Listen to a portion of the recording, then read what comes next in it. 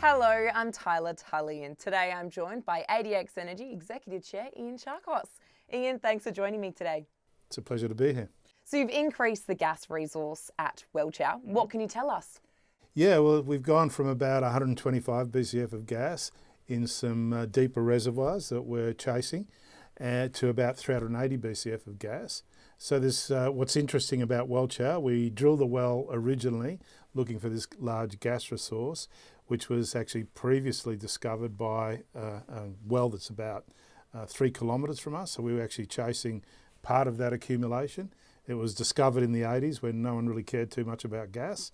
And so we were going after that. Now on the way down, we ran into about 450 metres of hydrocarbon shows. Then we tested it and we actually found out it was a light oil.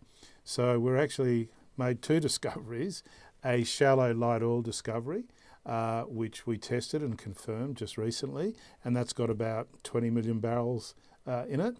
And then we realised we still haven't reached the deeper target, but from pressure data and structural data, we're very convinced that it's about 600 or 700 metres deeper than us. When I say us, the bottom of the well, and then we can deepen this well to reach the original target.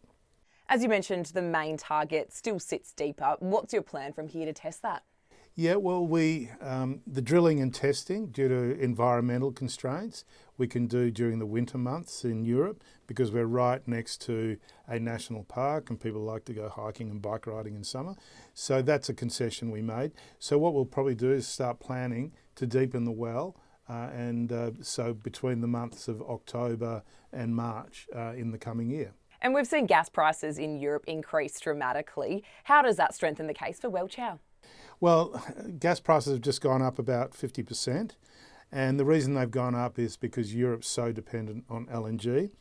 20% of the world's LNG comes through the Straits of Hormuz from Qatar, so obviously there's a lot of concern about LNG being able to get into Europe.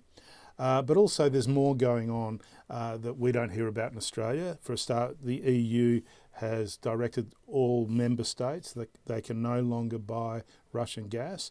So even though they've tried to wean themselves off Russian gas, still about 22% of Europe's gas comes from Russia, and that's got to end at the end of 2027. So there's going to be a lot of pricing pressures. There's also, I guess, governments who for a long time have thought, oh, we probably won't need so much gas after 2030, and now thinking we're going to need gas at least till 2050 because I guess their renewable targets have got delayed, much like we see in Australia. So yeah, gas has become something that's really important, not only to get the price down, but also it's a very strategic importance.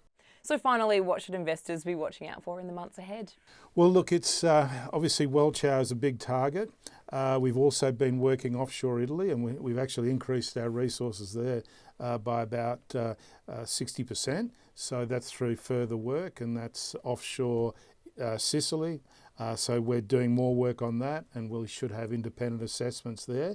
But in April, we'll be drilling a well. It'll be targeting shallow gas.